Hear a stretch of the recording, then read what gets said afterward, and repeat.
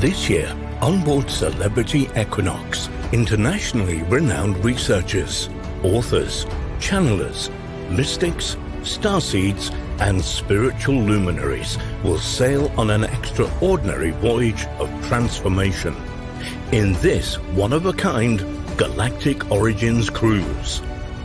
Voyage into the ancient Mayan land. Explore the latest cosmic revelations. Learn about our galactic heritage. Rediscover the hidden wisdom and Earth's true history as presented by our stellar guest speakers and teachers hailed from around the world. Exclusive offerings include engaging lectures, workshops, special events, one-on-one sessions, sacred fire ceremony, live music performances, custom-tailored excursions. And if that's not enough, how about celebrating winter solstice on December the 21st, 2024 with an extraordinary world peace meditation guided by guest speakers and teachers? Secure your participation now. With limited packages available, this is your chance to embark on a once-in-a-lifetime journey of discovery and transformation unlike any other. Reserve your place today before it's too late.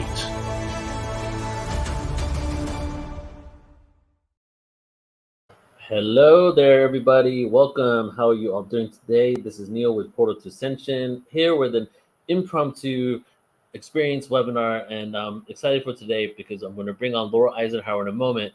And this is a live Q&A, and I've wanted to do this with Laura for a while now. It's just come on here and do a Q&A because, as you guys probably noticed, you go to our channel, youtube.com/portalsascension, a lot of clips there from Laura and a few and a Q&A that we did on some webinars, paid webinars back in the day that I've launched. And, a lot of you have had questions in there and you've asked questions. So I figured what would be the best thing than just to actually do a webinar live where you get to ask questions. So I'd love for you guys to tune in and say hello. We're live on Instagram, we're live on Twitter, we're live on YouTube. Let's say hi. Welcome, George. Welcome, Kylie from Oregon. Say hello and let us know where you're from as well. Let's get the energy flowing for this experience today. So what you just saw was the Galactic Origins Cruise trailer. And this year, we have a few things coming up with Laura. And what you just saw there was the cruise that's going to be December 14th to the 21st. GalacticOriginsCruise.com. I'm just going to do a quick share here. Welcome, Joyce from Ohio. And GalacticOriginsCruise.com, it's our biggest production we've ever created, 4,000 plus events at Portal to Ascension. And Laura is one of the speakers there. When you sign up for this event, go ahead and put Laura's name on checkout, December 14th to 21st, right? And learn about the event. Here's the itinerary. We're going to start with day one. We're going to be traveling from Port Canaveral, Florida. Day two, we'll be at sea. Day three, we're going to go to some ancient sites in Costa Maya, Mexico. Day four, we're going to be in Belize looking at some massive sites. They're one of the largest Mayan archaeological sites. Cool thing is we're going to be having people on this tour with us, some of the speakers that are incredible alternative history researchers off the areas we're in. In the Honduras, we're going to actually connect with a local indigenous tribe there and get experience with them. Tulum, we're going to go to Cozumel, take a boat to Tulum, and not only see the beautiful, one of my favorite archaeological sites, but also we're going to get to chill out on the beach, which is probably one of the best beaches in the world that is just right across past this pyramid, this temple there. Then we come back. So some of the speakers,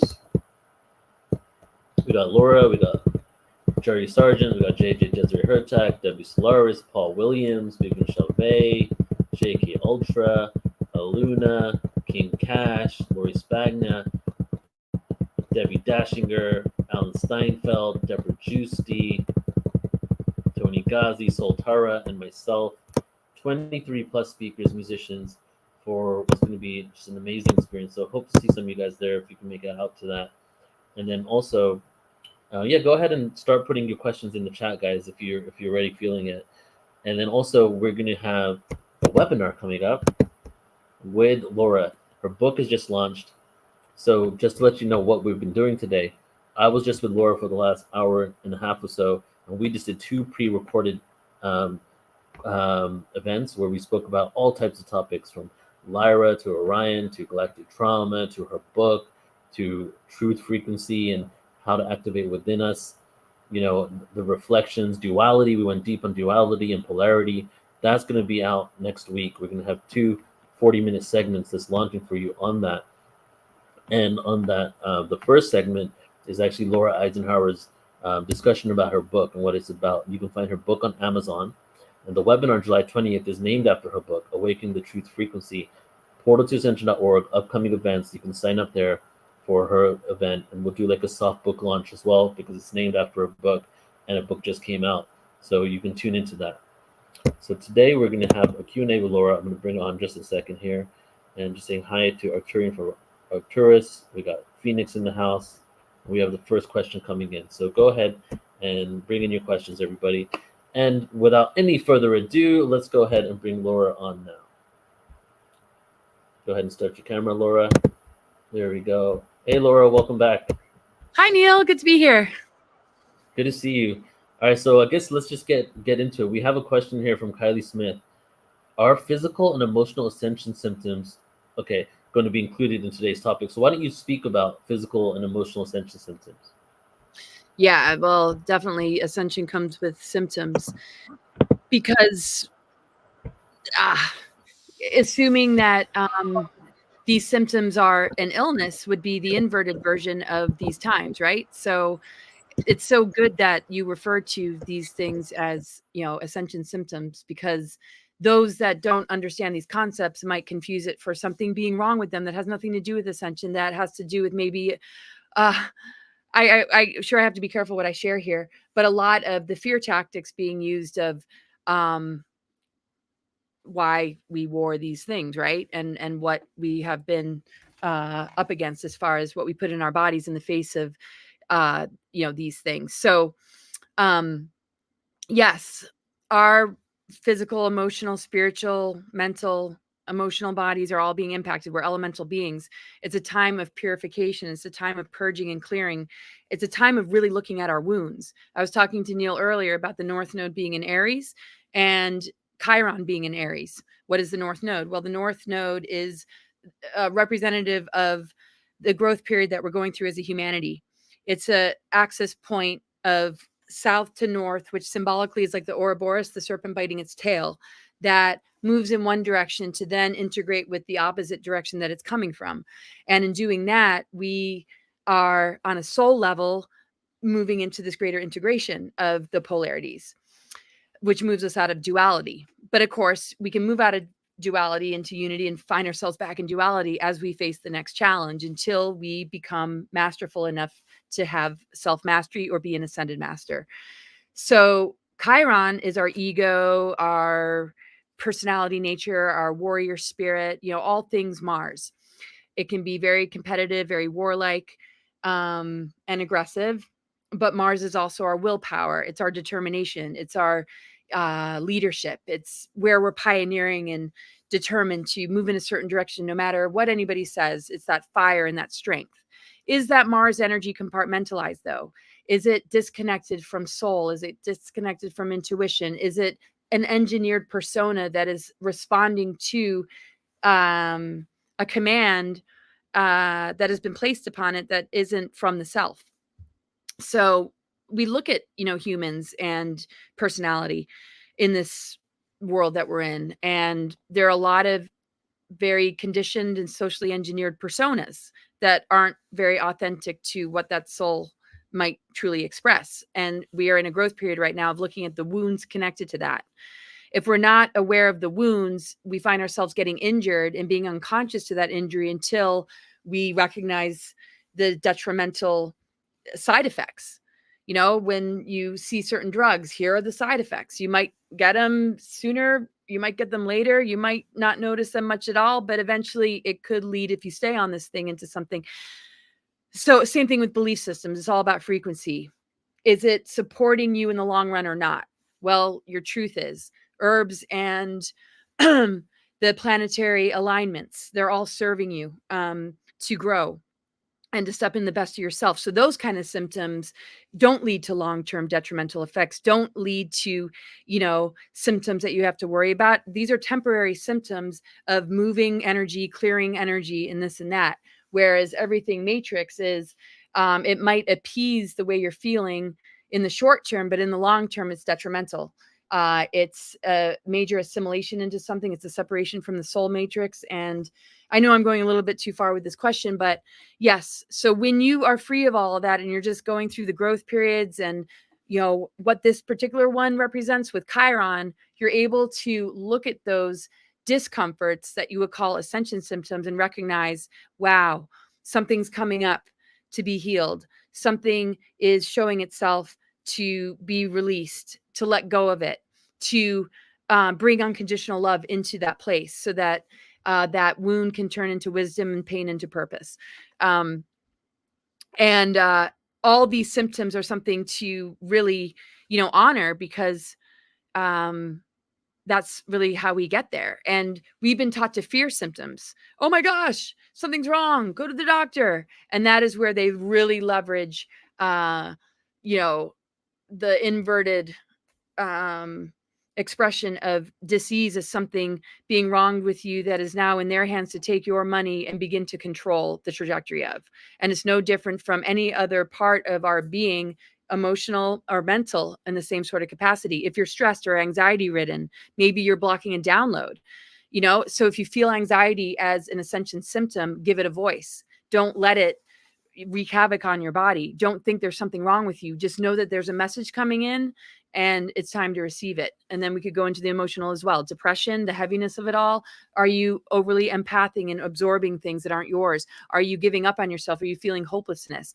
Give it a voice. Allow the waters to purge. Allow the rain to fall within you, because, and I say this kind of redundantly, would we tell the cloud not to rain, to shut up? No, people are taught to be quiet, to hold it in, to shut up, right? That would make things really, difficult. So that symptom of, purging, if you've been taught to hold it back and your body starts to not feel so well, give yourself permission to release, be the elemental flow of all these different things so that, these symptoms become your friends and allies. So absolutely, and understanding your chart will help you to see where you might be struggling the most. Beautiful. And so we had a question from Iacturian, but Kylie Smith asked another one on that. And just to finish that thought off, she's saying that it feels overwhelming with her nervous system, and you have spoke about that. You said allow the rain to fall and to feel it. So anything more on how to not be overwhelmed by the feelings? Yeah.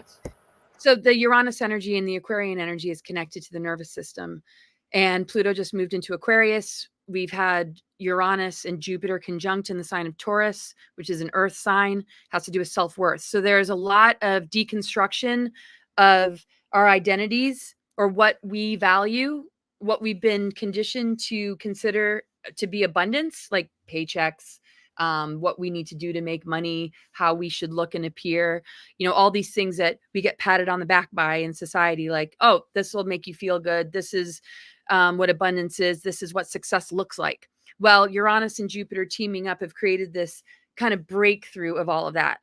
Like that's just really not where it's at. We have to redefine it on our own terms, because Uranus is the wrecking ball. It's the Tower card in the Tarot. And what it wants is the truth to emerge.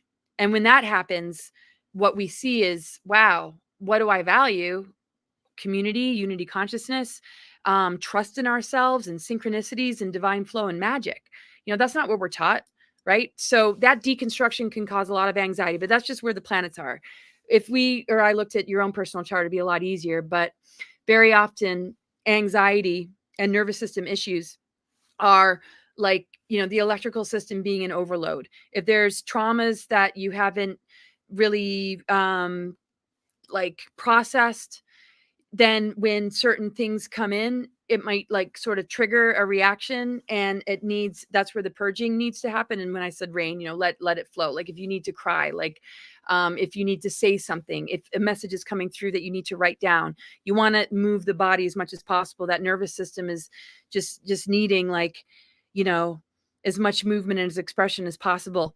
You want to treat it with, very calming herbs, like chamomile. There's something called apigenin, which is an extraction from chamomile that absolutely like calms the nervous system, and work with like plant medicines to really help that part of you, because your nervous system is what helps to like integrate the downloads and what's coming in from your higher mind. If there's anxiety, it means that there's a lot of heavy density or a lot of energy stored in your being that is having a hard time fully bringing it in. You might have been taught to shut down your light.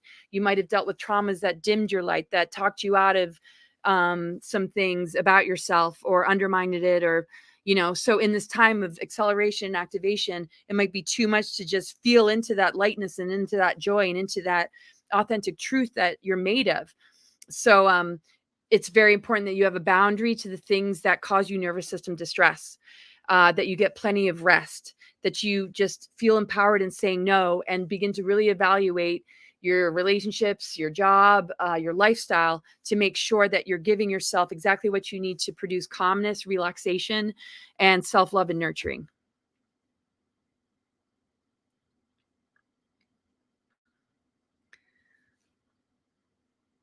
You're muted. Arcturian is asking, why do we have to work so hard to activate our pineal gland?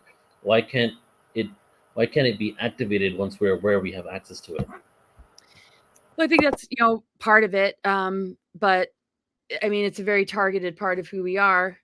So there are ways to open all this up. I mean, like literally, you know, herbs and crystals, like herbs literally hold all that we could possibly need in order to get this going again and get this working for us again. The calcification of the pineal gland, you know, or the feeling of like working hard, you know, at something is like, well, when you're in a place that doesn't allow its expression, whether it's clear or not, it's just going to make it difficult. So you just have to give yourself the space and time to just, you know, activate it. I'm not sure like what's going on with you specifically, but we could talk about herbs for pineal gland. Some of the adaptogen herbs are really good. And, you know, so you want to take the workload off, because working for something, it's like, it's just, I'm not quite sure what that feels like lots of meditation, lots of, you know, I'm not sure what you're personally, you know, dealing with, but a lot of the medicinal mushrooms help with pineal gland. Blue lotus, you know, also assists. I did a lot of blue lotus tea and adaptogen herbs, and I was starting to have unbelievable visions and visitations that literally like had me crying. Like I just couldn't believe it. And I'm like, what did I'm like, is this tea really doing this? You know, third eye opening. Anima Mundi herbals, I got to tell you, a lot of their lucid dream tea, you know, it's just like, boom, it just like really clears out that space, and you don't have to work so hard. So yeah, just really explore that. And that's the best answer I can give for right now.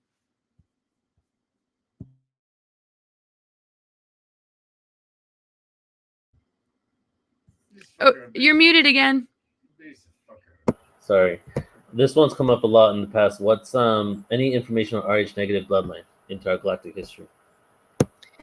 Yeah, that's a tough one. I mean, there's a lot of information about that. They say that RH negative are easier to abduct, that have more ET genetics related to it. There's so many different things I could share about it, but they're not all in agreement with each other. But how I look at it is the electric and magnetic, right? You see the positive and the negative, right? So if you say something is negative or positive, we're really looking for the positive and the negative to come together, but we have a dominant expression. Even the astro signs have either a masculine or a feminine energy. Doesn't mean it has anything to do with gender, but it has a positive or a negative. The electric magnetic energies of the planetary grid network do as well. And I feel that, you know, in coming into balance, we will begin to, you know, have both the positive and the negative. But until then, we have a particular affinity towards one or the other. And based in that, they determine this within us to know how they can maybe use us. So the RH negative and RH positive, there are books written about it. There's so much information written about it. There's a lot of significance to it. You got the AB, you got the O. And this relates to different ET genetics, right? But when we look at the 12-strand DNA and the ET genetics that we hold, we're in a limited expression here. So based in, our energy signature or past lives or, what we have an affinity towards, I feel that eventually our blood is going to shift and change, and it's not just limited to what we were born with. That's just a really tough one to answer because there's just so much information about it. But yeah, that's just what I'll share for now. Okay. Just let everybody know as well, there was an article on Metro, like mainstream article came out yesterday that says there's an ongoing conspiracy theory that based on people's bloodlines, they might be alien. A mainstream article that just came out like yesterday about mainstream bloodlines. They're not going deep in the bloodlines. They're a mainstream article. And yeah, and they're just basically like, they're picking up on this conspiracy that's been around for decades, but now because ETs are becoming so mainstream, they've just put an article out saying a lot of people who are specific bloodline think they're alien. So that's very interesting to know. Right. All right, we have Suzy Sutherland here. Is there some kind of frequency tech barrier between regular government, police, security people, and these programs you speak of about? I missed that first part. Say that again. Is there some kind of frequency or barrier between regular government, so the regular conventional what we see, government, police, and security, and then the programs, the deep underlying programs, secret space program and beyond? I don't quite know what you mean, but if you're talking like compartmentalization or just... Yeah, I guess she's probably saying, is there some kind of like thing where they're not able to see and perceive this deeper underlying thing that's going on, and they're kind of completely ignorant of this because there's a frequency or something that's inhibiting them from being able to perceive it. That's what I think is being asked there. In the government? Yeah, I'm not sure we can really tell. I think it depends like who you are within all of that. I mean, there are a lot of people that, this is the compartmentalization. Behind this door, this might be going on, and you might not even know that it exists or that it's going on. And then over here, it's just there's certain bloodlines, that traffic their children, that put them in the secret space programs, that are part of the pedophilia rings, just the grooming and the MK Ultra stuff. And then others that absolutely would be horrified to even think that could possibly exist, that, are just not kept in the know about it. When we see like the Epstein thing come to light, there's definitely, those that were involved, that hold positions in our society, that are politicians or in the entertainment industry or, philanthropists or whatever, that are out there. And they know things that other people that might have, been invited to a party and had their picture taken don't know at all. And so people are trying to figure out who is who. Okay, well, what's on the list here and there, So it really depends. It's sort of like everybody in Hollywood, are they all compromised? Of course not. But there is enough in there that know about things that others might not know about. But everybody that's in there is vulnerable of getting recruited in or being blackmailed or being compromised. So you're like literally in a pool, an ocean of sharks that are circling you because you're bait now once you enter that arena. And once you know, but like once you're also compromised and blackmailed to not expose what you know, and you end up compromising your integrity one time, and that might be enough to yank you into something very, very difficult to unwind from. Now, if you're born into it and you're, being groomed or you've got altars and this and that, you don't really know until you begin to recall your memories and understand the roots of what you went through and what became the person that you think you are, that you don't realize you are not because you're running an altar. I mean, it's just like, it's such a mixed bag. Like, on to the next part of all that. I could keep going, but that's just a taste. Yeah. So Joyce is asking, how does Chiron affect us? And her Chiron is in Aries. What's that? Joyce is asking, how does Chiron affect us? And she said her Chiron is in Aries. So Chiron is in Aries. So you're having your Chiron returns. My Chiron is in Aries too. So Chiron is the wounded healer. It's where we feel pain, and that pain doesn't have to just continue to hurt us. It wants our attention. Anything that hurts wants to be heard, wants to be loved, right? So when we look at it, we can just, find that place of vulnerability, that place where we get triggered, that place where, it's an unresolved like wound. So the Chiron Aries tend to have self-esteem issues. They tend to have wounded egos, or they tend to be, healers that, want to assist others, that have a motivation and a willpower to, help people out of difficult situations, that are sharing what they might have gone through. If, because there's different levels of it.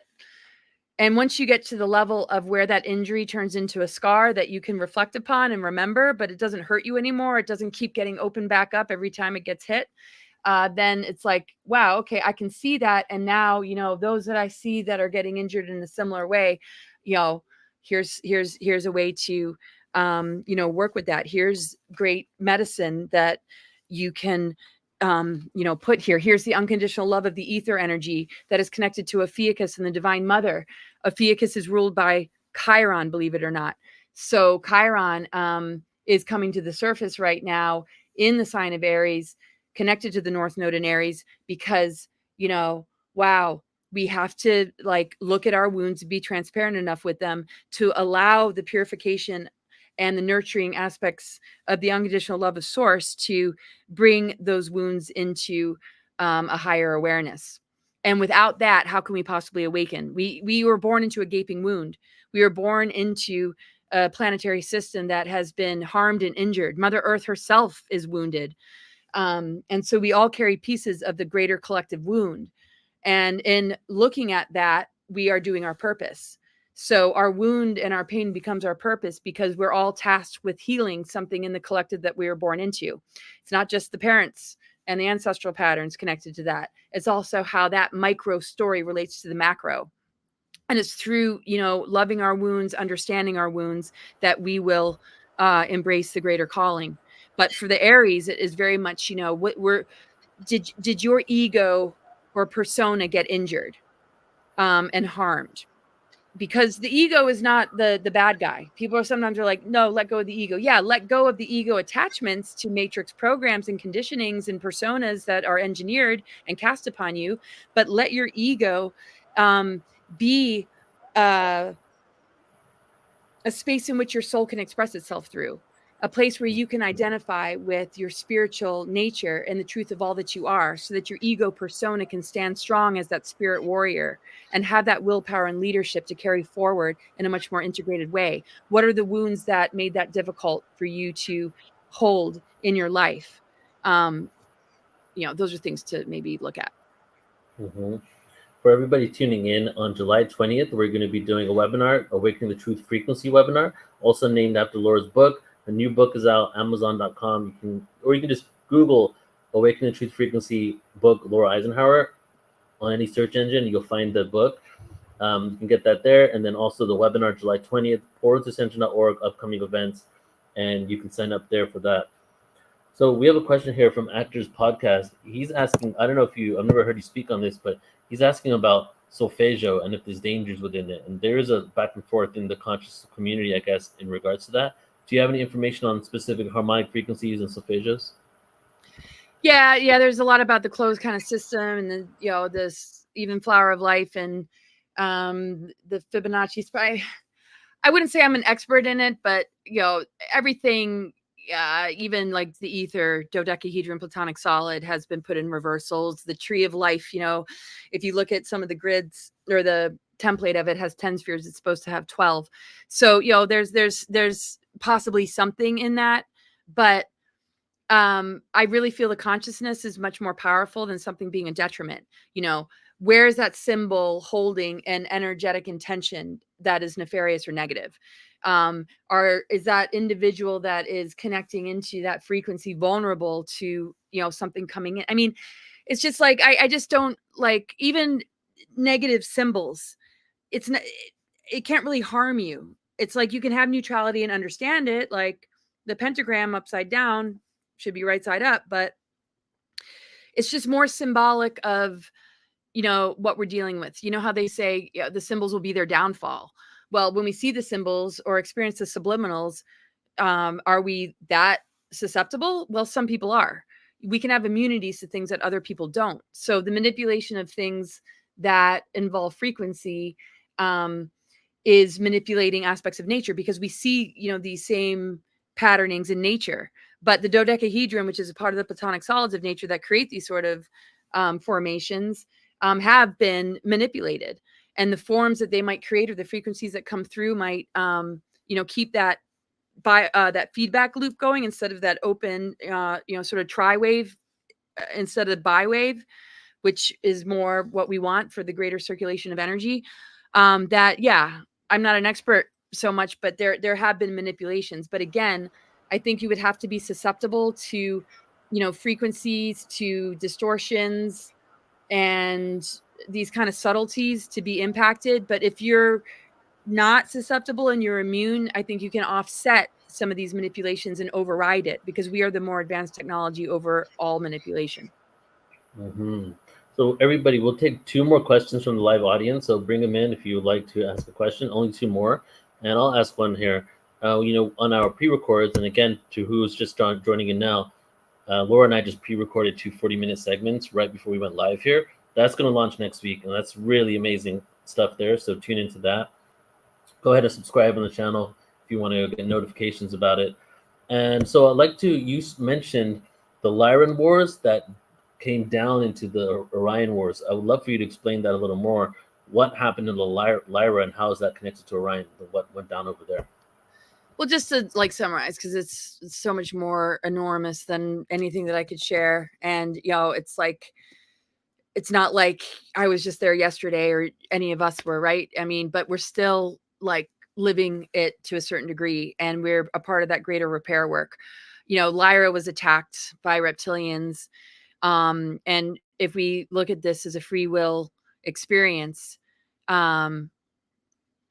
okay, well, this is when our avatar consciousness began to step down. So if there was, this sort of invasion taking place, and this battle between service to self, service to others, fallen groups that were wanting to take out or compromise the higher beings that were seated, that were vulnerable when they were born to these nefarious forces and the rebellions and all this kind of stuff. This all is connected. So you hear many, many stories and myths and creation stories and galactic history that are talking about very similar things, but with different terminology, right? But the most important piece of all of it is to understand the breakdown of our connection with the full embodiment of our 12-strand and beyond DNA, our connection to the 0-point unified field and the cosmic trinity, the founder races that seeded us in Lyra, and how there was a war that began to cause us to step down and move on to new scenarios and ways to counteract it, and a formation of opposition in this kind of duality of service to self and service to others. Stepping down into the Orion Wars, that Orion gateway that was connecting into the galactic cores of Andromeda and the Milky Way, began to get closed off. So that access to that regenerative energy and that natural connection with source energy was now being hybridized, manipulated, and thrown into this kind of battle. The Orion Wars that had the Black League resistance, and then the Kamaras, the Blue Dragons, and beings from Venus, and all these different scenarios that were taking place that we see in certain movies. People bring up Star Wars, the Jedis, to we see the polarization of light versus dark. Now stepping down here, and how these galactic wars have followed us here with the exploded planet of Tiamat, and also Maldek, and this very, very scrambled DNA coding of the sacred union template of the divine blueprint of the Christ Sophia.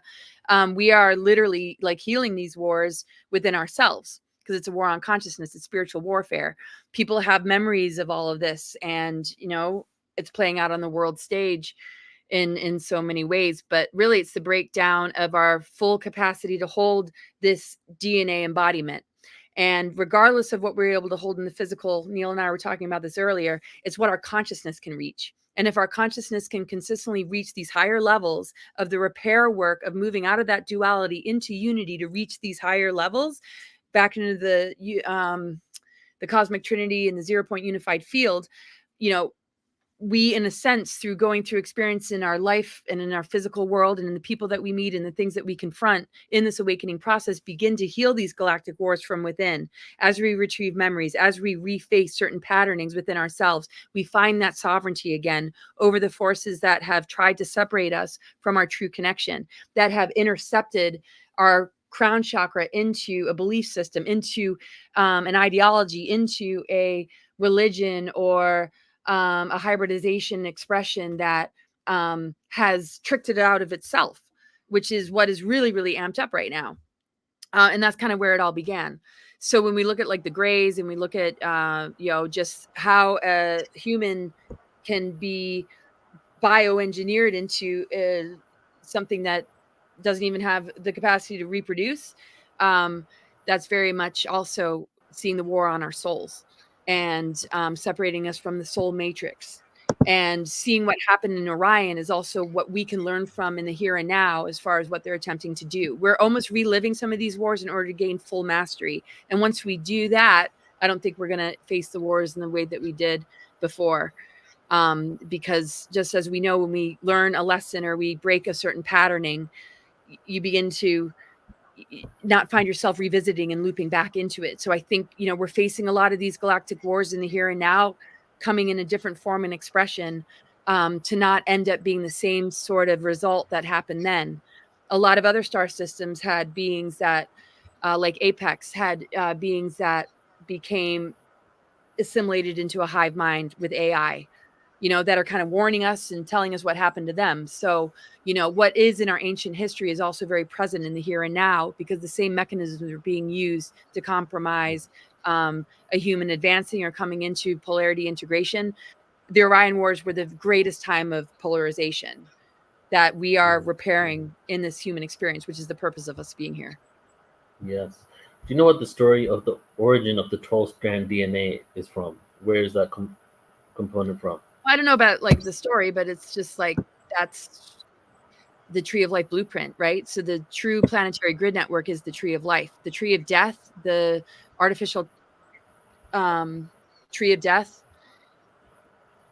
is an overlay planetary grid network that has been installed in sacred sites and creating, reversals in order to harvest and siphon our energy. And that's what feeds these parasitic forces. So the 12-strand, we're not expressing to the fullness at all. We're like in 3-strand, right? And that is the 3D. When people say we're in 3D, yeah, because that's all we can occupy at this time. So when we move beyond the personality matrix and we're soul-centered, we're actually more in 5D than we realize. Everybody's waiting for 5D ascension, but you're already in 5D when you're soul-centered. We can carry 5D and beyond and still be in what surrounds us as what's seeming to be or looking like a 3D thing. That you're in a higher dimensional energy when you're hanging around somebody who's just absorbed into the television, that believes in everything they hear in the news. That's very much the programming of a 3D world. The upgraded DNA, is a part of moving from personality matrix to soul matrix to monad to avatar to guardian founder races to the unified field of source.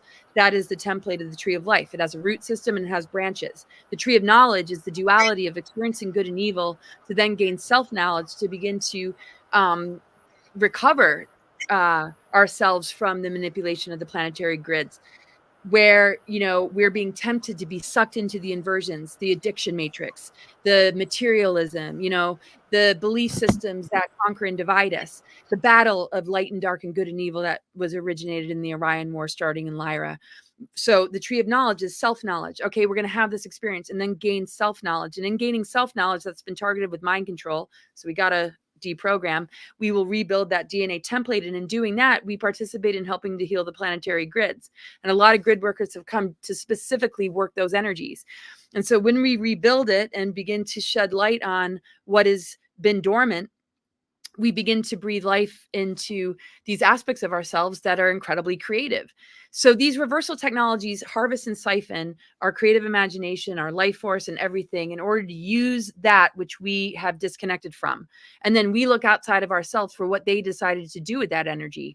And we're actually consenting to using our energy in a dark way that ends up enabling a timeline that we don't want. But we don't realize that we've given that away for it to be used and manipulated and brought back to us as like, see the reality you guys have created because you believed in this. And me and Neil were talking, we're comparing it to a relationship. If you're in a relationship that's abusive, you're going down a trajectory with that person where your self-worth is literally nothing, but you think that person loves you. You haven't had a chance to really awaken to who you are. And a lot of people that are in that situation say, I didn't know myself. I didn't go through enough experience. I was just vulnerable. You know, I was just still recovering from my childhood and I was taken advantage of, right? Well, here we are born with amnesia, the same thing, you know, this abusive system that disguises itself as loving us, that cares about us, that we don't realize is abusing us until we see the symptoms. We see the impact that it's having on every aspect of our being. So when we let go of that, when we cut the cords with it, the natural process of reawakening these dormant strands begins to come to light. So the story of it is that this is what we've been given. This is our natural inheritance. This is our divine blueprint. Everything that's distracted us away, that has blocked us from accessing it, that has talked us out of it, that has distracted us away, that has caused us to form a dependency bond from the addiction matrix of the personality into something outside of ourselves, is what's using that dormant energy as a way to generate false realities that humans mistake for just the world that we're in. And to get all that back is to begin to open up our consciousness to the full capacity of that 12-strand DNA. And in understanding our chart, the 12 signs, which are a part of the 12-strand DNA, and the 13th sign, we begin to understand the map of our zodiac blueprint that we've been given to understand the patternings to get us back into that 0 point. And to me, every chart is a treasure map that is different than the other, like a snowflake. We're all unique, but it's all guiding us back into that 0 point. And in coming together in unity consciousness, we help to light up the places that aren't lit up in our own chart. If you don't have any planets in, 3 of the houses, you might attract somebody that does, right? We're here to build the pieces back together to rebuild the template of the tree of life. And that's why there are 7 root races and 5 cloister races, that we would need to come together to switch each other on, that we would each carry something important, that we wouldn't be able to carry in 3rd density without it being too much for our physical body, that we would be able to pull the pieces together and then begin to move into a different expression, that we would be able to inhabit more of all of that. Right now, we are fragments and fractals that are carrying different pieces that we're being tasked with. And in coming together, it'll rebuild that template within ourselves until, we're able to hold it in consistency within ourselves without needing one another. And that is when we gain wholeness and sovereignty and ascended mastery, is my take. Wow. Just a comment on that, and then I'm going to ask one final question and we'll close out. We're the fractals and the fragmentations that we experience, and then we have obviously soul retrieval, and in essence we're bringing back parts of our souls. And through trauma in this life, I had a lot of trauma as a child. Parts of me checked out of this reality, and I've been calling them in. And then if you think about the galactic trauma and what we've experienced galactically, we're calling that in. So could we be a microcosm of the macro, where all of us are the soul fragments of the collective spirit of Earth? And it's like we're basically Earth, or our solar system is also experiencing soul retrieval, and each one of us are a fractal of that original soul, and we're just coming back to one. And maybe it keeps going up higher and higher on that level until we eventually become back to source again, one with source. Exactly. Okay. Yep. So it's like, if you look at a box with a picture on it and all the puzzle pieces, it's like right now, it's like, okay, here's the picture of, what it means to be, an embodied divine human, a Christed being, a more advanced being that, is stepping up and upgrading at the speed at which the physical density can handle, but at the same time informing the physical density to take that leap. It's sort of an interchange in a relationship of, it's a relationship. And what are we able to do in this life? Well, we'll take it into the next life, wherever we left off. whether it's ascending into higher existence or repeating a patterning that we weren't able to get, or just, having a conscious choice to have an experience that, and there's always, like a choice, but sometimes our higher mind is not accessible to, the human self. That will only be really heard when we have that life review and we're on the other side and we can consolidate, what happened to us in the human realm that we want to experience again with that much more wisdom and that much more reflection on a soul level. The nodes always show what is the energy signature you were born with, what has been a bleed through, and what are you here to integrate in order to evolve yourself to the next level. There's all sorts of factors in the chart will say this will be a lot easier for some and a lot harder for others, depending on what is yanking them away from the need to focus on that. So it's built into us to have that opportunity all the time. That is the soul of nature. That is the true essence of our creative force. And nature and all the elementals and all the plant medicines and the animal spirits, are all our guides and all our, forms of medicine and support as allies to get us there. So it's encoded in our soul to know how to constantly, take that next leap. But if we get, challenged along the way and we're not able to, we will come back with a similar experience in order to, get there until we get home, until we return to that wholeness. And so the people we draw into our lives, what our seventh house patterning is, every single thing about the patterning is all designed, because nature is designed. The cosmic intelligence is designed that we are made of as fractals, to know where to go and what to do. It is innate in us. It is the blueprint of nature to create homeostasis, to come back into wholeness, and to repair itself. That's why, no matter what happens to us, the natural response is repair, rehabilitation, regeneration. And the mind control coming through the medical industry is hijacking the natural ability for us to get back on track. But if our belief systems and our disempowerment isn't a part of it, it's going to be very, very difficult. And that's why we have chronic conditions, or we die of these things. Then it's like, oh, let's come back and be challenged again. Ooh, now I beat that cancer. Ooh, now I was able to walk again. Went through the same challenge, but it was nothing like the one in the last lifetime, because you get a little wiser and a little bit more experience each time. And as that begins to grow, you start to notice these really, really advanced charts, or people that are coming in and incarnating in a different sort of way because they've already mastered these things and they're helping as teachers and guides. It's like really wild. And very much what you said as well. Absolutely what you said, that it's all this beautiful design that cannot be destroyed. What's that? Fractalization. It's just a continuous fractalization, fragmentation. It's like how fragmented from source are we? Because even after the 13th dimension, that's just one construct, right? It continues after that. Yeah, it's just like right. So okay, last question, just 1 second, but I want to just comment on what someone said here. Jab, you asked, why doesn't anyone talk about Taigetan's Swerus and communicating with Gosia? So first, I just want to let you know that we did an event yesterday, the Palladian conference, and here's the link. And Gosia and the Taigetans were in it. She presented on it. So people are talking about it, and we do have that on there. And just to answer that question, because I have like OCD about answering every question, but like the reason why people don't talk about it is because no one knows. Gosia just does her own thing on her own channel. She's not doing conferences, not reaching out to people. People who find her. So it's not that people are ignoring her information. A lot of people don't know, and I didn't know about it until a month ago when I invited her onto the Palladian conference. And so that video is going to be launched on our channel pretty soon. And I got to say, it was one of the best presentations I experienced. So just to answer that question for you. And to close out here, Laura, I'd love to talk about discernment, because you'd spoken in our pre-records how discernment has been hijacked.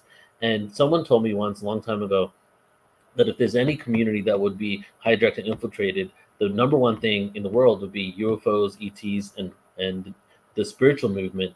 The reason for that is because everything that has created a construct, whether it's the education system, the medical system, the military-industrial complex, the energy system, the power of petrol, all are involved in us disclosing the truth of what's going on. So how do we navigate? It's almost like they've created such a good job of confusing people within this world that it's really difficult to find that discernment and know what the truth is. And I'm sure many of us, if not all of us, have some piece of information that we hold on to that could be a falsity because of how well they've constructed this.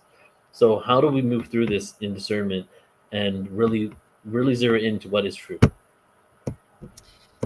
About anything in this topic. I mean, it's kind of why I titled my book Awakening the Truth Frequency. And it's not about adopting a truth other than your own. And looking at all the different things that help to trigger that connection within yourself. So when you listen to something, how strong is your intuition when you listen? Are you holding enough respect for yourself to be able to feel into what your body is responding to? You know, I mean, you have to kind of like listen to information from a place of really, you know, trusting your ability to notice things that feel off. You know, it's like sensitivity is incredibly important. You know, we want that sensitivity and intuition to really be working for us. And sometimes for people, it's a muscle you need to exercise. You need to, you know, just work it. Spend time in nature. You know, spend a lot of time alone with yourself. The things that you're afraid to connect to within yourself, make sure you move through that. Because if you're avoiding yourself, you're going to be looking outside yourself to feel better. And that's a very vulnerable place to be, because what you're listening to is easily going to hook you in, because you're like, oh, good, I could just hear somebody else tell me, because I don't want to, you know, look at me because I don't think I have all the answers. But you got to move through that level within yourself and realize, you know, you actually do. So look at what that is. Is that coming from outer authority? Is that coming from somebody telling you to shut up? That was a parent, or like, you know, self-worth issues, or what? Why are you seeking something outside yourself? You know, so discernment is coming from, all right, I'm going to make myself the priority and honor, you know, my boundaries when I feel the need to say no. So if we haven't exercised that a lot in our life, and we tend to just be a yes person, or find ourselves in predicaments because, you know, we did what we thought, you know, was a good thing to do. Well, that's the training ground, right? You know, we had to have discernments in relationships, with partners, with our friendships, with the food that we eat, with things that throw us out of balance. We have to have discernment all the time. So we got to get a grip on that in our life every day for it to work for us in how we process information that's coming at us, because it's no different than food, right? Is it healthy? Is it good for us? Is it nutritious? Or is it just going to cause us problems and sickness later on, although it seemed good at the time? I mean, I know that's a little bit of a weird connection, but it's somewhat of a connection. So to have discernment is to, you know that, like, gosh, you're not just like going for it. Oh, it seems dazzling. It seems interesting. It's like, oh, wow, you know, it sounds so hopeful. And, you know, when people say hopium or whatever, there's always hope. The thing is it pulling you out of yourself? You're your own savior. You're your own healer. Are the things that you're listening to supporting you discovering that within yourself, or does it want you to be dependent on it? Does it want you to rely on it? Does it want you to follow it? This is not the times that we're in, whether it's on a micro level of just people that you work with, or friends that you have, or groups and communities that you associate with. It's on a larger picture level of what you're going to hear from people that are talking about UFOs and ETs and narratives and things about what is going to happen to us on the planet. It's good to be prepared. Yes, we want to know as much as we need to know, but how much are you creating a fixed belief, or like, oh, what this person says, and cancel out everything else? You know, this is all a major test for us to just have more neutrality, to be like, yes, that's a possibility. Yes, that's a possibility. But what is coming through you? What is your intuition telling you? What are your dreams and visions? Because the Neptune, Virgo, Pisces, Virgo, Mercury polarity that I was talking about in the zodiac, the Neptune is the multidimensional and the creative imagination, and Virgo is the physical. That integration is living the dream, you know, knowing that you can manifest that. So if something else is suggesting you to manifest something else because it's telling you to, then you've lost your capacity to bring in one that you might wish to manifest. So, okay, if we're all manifesting our own visions and dreams, are they all going to get along with each other? Well, if they're in the highest integrity and connected to the higher dimensional aspects of self, then they will. If they're in the lower astral, that is easily manipulated, you know, by these things that are corded into things going on in the outside world that have a connection with these astral entities and archons, then, you know, we're a little bit blocked from that. So I'm kind of losing my where am I going with all this? Go ahead. You're muted. Did you want to share anything else? You'll just speak about discernment, but I feel like you covered it pretty well. Yeah. So you know, discernment is, you have to sit in the center of, like, yourself, and look at so many people exposing the cults they've been in. Think of, people that are like, I can't believe I voted for this person. Think of people that were like, I had to overcome drug addiction. Think of people that are like, I'm a narcissist survivor. I was abused. I went through this trauma and that trauma. This is how we develop discernment. So we're really well prepared when we have gone through that part of our personal lives and gained self-mastery over that, to be well equipped for everything that's coming in at us. We have to understand that there are really dangerous tactics being used that look benevolent, that might be hard to discern. So don't believe it right away. If it doesn't like you saying no and you're asking the tough questions and it doesn't like that, but it appears to be benevolent, is that really benevolent? Because benevolence wants to be questioned. It knows we've been traumatized. It expects us to ask questions and not feel safe. Just like if you're in a new partnership after being an abusive one, do you think you're really going to be with that partner if they get upset that you have a trigger, or you're nervous, or you're like not sure if you can trust them? If they're going to be like, oh, I can't believe you don't trust me, and they're like mean to you or just going to banish you, that's not benevolent at all. Unconditional loving beings expect to be questioned, expect us to be non-trusting, want us to ask the difficult questions, because they're not here for us to serve them. They're here to remind us of who we are. They are guides. So we have to be very wary and look at the red flags, because there are a lot of people out there in the disclosure community. If you begin to question them, if you talk to somebody that has ever questioned them, they will let you go. They will block you. They'll ban you. They'll criticize you, and they won't like it. But you got to test the waters a little bit. See if you can show up as you and ask the tough questions, and ask yourself the tough questions about things that you might be believing in, to get to the bottom of things.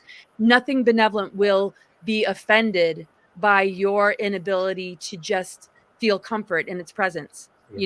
This is where unconditional love says, it's okay. I'm holding space for you. I love you. You don't have to follow me. You don't have to agree with me. Just be true to you. And that's the most important thing. And we can still connect and be together. And love is what rules, and love is what wins. That is the true essence of love. And anything less than that, we need to be discerning about, because we do not need to be beaten into compliancy. And I mean that metaphorically, or told, if you don't think this way, you're going to go to hell. We've already been there, done that. And it's happening in the disclosure community. And I won't name names, but man, it's pissing me off a little bit to see it. Yeah. Thank you. Beautiful share. And yeah, they're running up. It's becoming more rampant with all these new people coming into the world of disclosure and UFOs, because of, there's a war behind the scenes really about coming out with this information, different agendas. So using discernment is key. And you speak about that in your book as well, right? Discernment there. So for everybody tuning in, again, we're closing out now in just a second here, but you can sign up for Laura's webinar, Awaken the Truth Frequency webinar, July 20th, portal2ascension.org, upcoming events. It's the first event there. Go ahead and tune in. And then also, Laura is going to be part of the Galactic Origins Cruise, which is December 14th to the 21st. We'll close out with the trailer once again for that. And if you're interested in joining us for the cruise, go ahead and just put Laura's name when you sign up for it. And truly going to be an incredible experience where we get 7 days together. Vacation, grid work. We go through the Bermuda Triangle on the first day. We go to 4 ancient sites. We go and visit an indigenous community in the Honduras. We're on the beaches in the Caribbean together. And out of the 23 presentations, there's 23 presenters. There's 43 presentations over 7 days. Deep dives with everybody there. So love to see you all, whoever can be there. And Vox is in the room too. Vox will be there as well. She's going to be doing some music and singing there. So Laura, as we close out, is there anything else you want to share? What's coming up for you? And do you want to share your new YouTube channel as well? Have some people go over to that channel? Yeah, I mean, it's just Laura Eisenhower. Even if you put it in the search bar, you're not going to find it. So you can go to my website, cosmicgaia.org, and there you'll find my Telegram channel. You'll find my YouTube channel. You'll find my subscription information. But I'm creating a new platform that, so, I wouldn't bother signing up for the subscription until I launch my new website, and I'll post it on the current website, which is cosmicgaia.org. And I'm so excited about the cruise in Glastonbury. I really appreciate you so much, Neil, for just supporting me and my work and all of us coming together like this. And so cosmicgaia.org, my book, once I get more cases in, you'll be able to get one directly from me signed, but right now I don't have any in stock. But that's about it. You can go to my booking page, and I do one-on-one astrological readings, and really love to assist people in checking out their chart. And It's just a great way to develop all these things, you know, to know, are you really functioning strongly in your intuition? Are you, it's like where there's mysteries, there are answers and clarity, in knowing your chart. Mhm. So you can book that with me on my website. And thanks, Neil. And thanks, everybody. Thank you, Laura. And again, so Laura's at AscensionGlastonbury.com for our Glastonbury conference in September in the UK. You can sign up for the live stream or you can attend in person. Her webinar is July 20th. You can sign up at Portal to Ascension. And then we have the cruise, GalacticOriginsCruise.com. But our website has all that there. So you can just go to our website, events, and see it all there. And hope to see you guys. Yeah, go ahead. I just want to say, yeah, if you sign up for the webinar, I have a feature on my website that you can have a 15-minute complimentary session to look at your chart and to answer any questions about your chart for 15 minutes. And you can book that on my site if you sign up for the webinar. That's awesome. Laura, thank you so much. Honestly, I can't do closings anymore with you because words can't express my love and my gratitude for you. I just appreciate you very much. So thank you for all that you are. Thank you so much. Yeah. Big hugs. I can't wait to see you soon. Thanks a lot for having me. All right. You're welcome. Bye. All right, everybody. Bye. Okay, thank you everybody for tuning in. Again, Laura's two-part deep dive with Laura that I just literally recorded, but we have that recorded because it's going to be dropped next week. That's going to be launched next week, and it's going to be a deep dive, really good content information there. I'm really excited to launch that for you guys. So subscribe, tune in, click notification bell. And here we go. Here's the trailer for the cruise, and hope to see some of you guys there. Thank you for tuning in. Have a beautiful rest of your day. Bye-bye.